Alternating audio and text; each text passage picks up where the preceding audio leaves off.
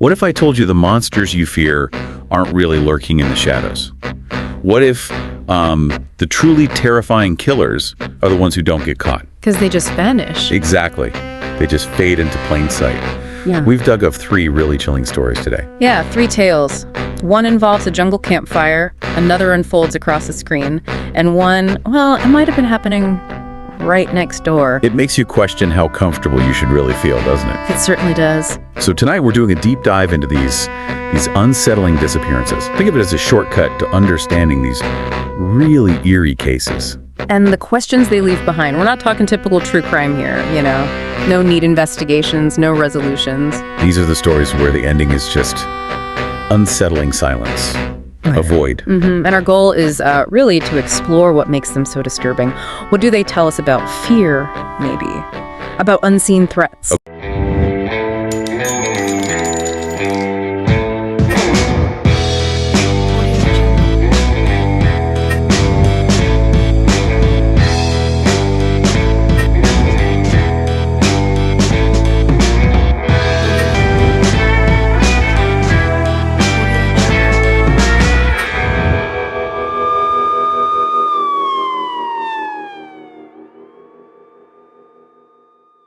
Okay, let's jump into the first one. Picture this. The Amazon jungle. Dense, hot, miles from anywhere.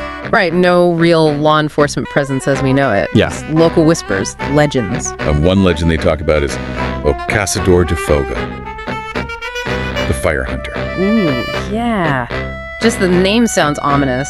It sets a certain tone, doesn't it? Using a legend like that right from the start. It does. It kind of primes you for something.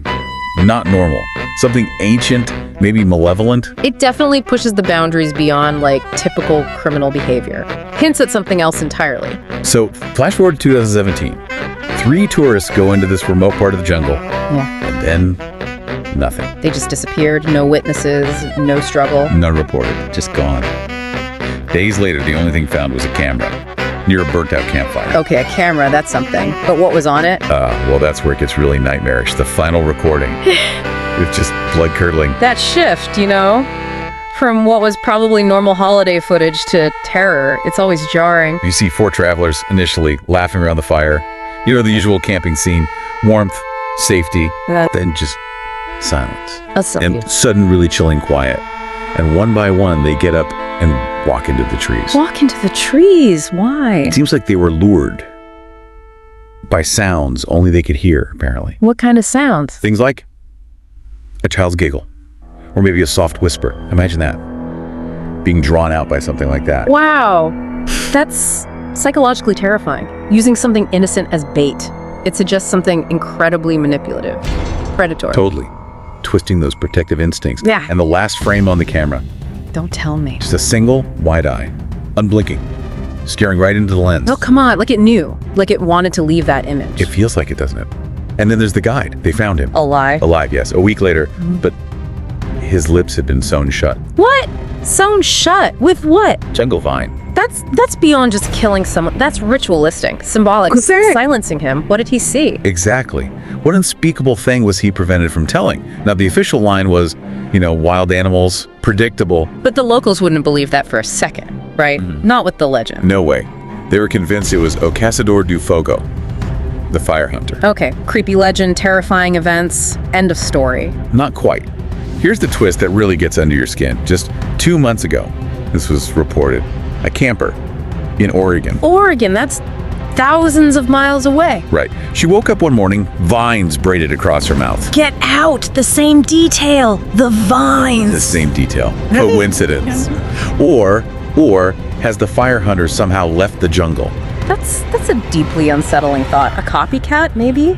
Or is the reach of this thing wider than anyone thought? How does a local fear echo like that? Makes you wonder, doesn't it? What else might be connected? Okay, let's shift gears. Big shift. From the deep jungle to the bright glare of the internet. Right. Online personas. Our next story. It revolves around this guy, a vlogger known as Smile Daddy 88. Smile Daddy 88. Okay. Sounds harmless enough. Even a bit goofy. Totally. On the surface, just another content creator. Perfect teeth, funny skits, Q&As on TikTok, YouTube. You know the type. Yeah, building that connection, that parasocial thing. Harmless entertainment. Until it isn't, I guess. Exactly. Around 2021, things started getting weird. his content changed. How so? Viewers started noticing things in the background, little flashes. Like what kind of things?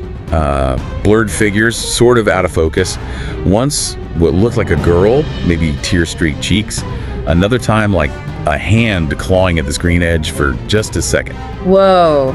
Okay, that's creepy. Not exactly subtle, but ambiguous enough, right, to make you second guess what you saw? Precisely. That ambiguity. It lets your mind fill in the blanks, often with something worse. Makes you uneasy. In the comment section, I bet that was wild. Oh yeah, a total split. Some people were like, haha, edgy, he's just trying to be creepy, get views. But others were genuinely worried. Someone must have tried to report it. Someone did. And this is telling their account. Deleted. Instantly. Just wiped. Okay, that's more than just trolling. That suggests control, active silencing, hiding something maybe? It certainly points that way. Then came the live stream. Thousands tuned in, maybe expecting answers. Or more weirdness. Probably both. But what they got was Smile Daddy 88 staring. Just staring, unblinking into the camera. Yeah. That perfect smile locked in place. At least setting a mood. And then he whispered, barely audible. He said, the internet gave me a mask, and you all clapped. Wow, you all clapped. That's heavy. Like blaming the audience? Or acknowledging how easily we buy into online personas? I think both. Yeah. It's a real indictment, isn't it, of how we engage online, maybe enable things without realizing. Absolutely. Blinded by the performance. So what happened after he said that? Then the camera slowly panned. Behind him, a basement wall. Of cover. Floor to ceiling with Polaroids. Polaroids of what? Dozens of women, missing women, that vacant look in their eyes. The mask was off. Oh my God, that's horrifying. The contrast, the curated image versus that. The Polaroids make it so horribly real. The authorities, they traced the IP address fast. But Let me guess. Gone. completely gone. Account scrubbed. No name, no origin, nothing. A digital ghost. Just vanished into the ether. Unbelievable. But wait, it doesn't quite end there. Just last week, a TikTok user, Nevada, reported a new follower. No. Username, Velvet Smile 89. Velvet Smile 89. Seriously, it's like taunting or just resurfacing. The internet lets them do that. Makes you want to check your own follower list, doesn't it? Who is watching? Okay, one more. Let's bring it closer to home. Much closer. Okay, from the jungle, the internet, to where? To a spare room. Our final story is about Jennifer. Single mom, teacher, cautious person. Decided to rent out a room for practical reasons. Sensible enough. Lots of people do it. And she sounds careful, you said. Very. Vetted applicants thoroughly. Try to do everything right. Good, because letting a stranger into your home, there's always a risk, however small. Exactly. And she chose this guy, mid-30s, called himself Daniel. No last name, though, which, yeah, feels a bit weird now. Daniel, no last name.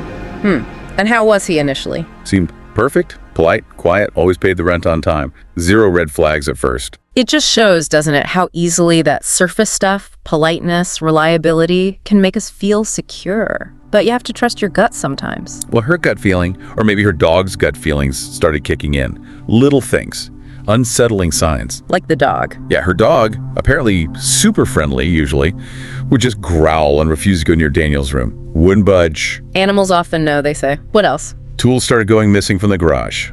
Small things, but noticeable. And then, her daughter. Oh no, what did the daughter say? She told Jennifer she woke up late one night and saw Daniel standing outside her bedroom door. Oh. Just standing there, smiling. Smiling. Oh, that sends a shiver down your spine. Standing outside a kid's door smiling is not normal behavior. It's predatory. Daniel's excuse was sleepwalking. Sleepwalking. Right. Convenient. I bet Jennifer didn't buy that. Not for a second. She became hyper-vigilant after that.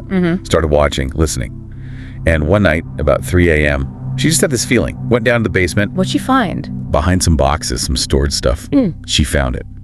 A false wall. A false wall. In her own basement. That's terrifying. A deliberate concealment. What was he hiding? That's the question she must have been asking. She managed to get it open, looked behind it. Please tell me it wasn't something awful. It was awful. Plastic sheeting laid out, some rusty hooks hanging, and Photographs. photographs Of what or who? of Jennifer.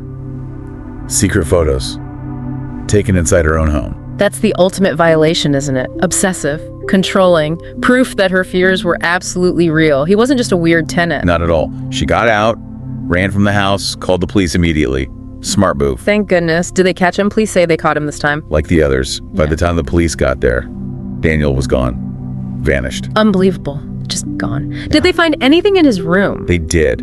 a notebook filled with sketches, detailed, disturbing sketches. Sketches of what? Various things, but one page stood out. It was titled Next Steps. Next steps. Oh, God. What were the next steps? It was a drawing of Jennifer's house, engulfed in flames. Whoa. That's not just fantasy. That's a plan. A specific violent threat. She got out just in time. Absolutely. That was 4 years ago. Daniel. Never found. Chapter ghosts. But here's that echo again. Just last month, a woman in Kansas, different state, years later, finds disturbing sketches hidden under her new tenant's bed. The same kind of sketches. The report says they were strikingly similar, like the same artist. So Daniel is still out there, moving around, maybe using different names, leaving these markers behind. It's a chilling pattern. How do you even track someone like that? It feels almost impossible. So there we have it, 3 killers. The jungle phantom, the viral monster, the quiet, smiling tenant. All vanished, leaving behind just fear, questions, and these really unsettling loose ends. It's the not knowing, isn't it? The lack of closure. That's exactly it. The silence after the scream is what haunts you. It taps into that primal fear of the unknown, our vulnerability. It makes you realize not all threats are loud or obvious. So I guess the question for everyone listening is, as you go about your life, have you ever seen someone who just seemed a little too normal, too polished, too quiet? We look for monsters under the bed, right?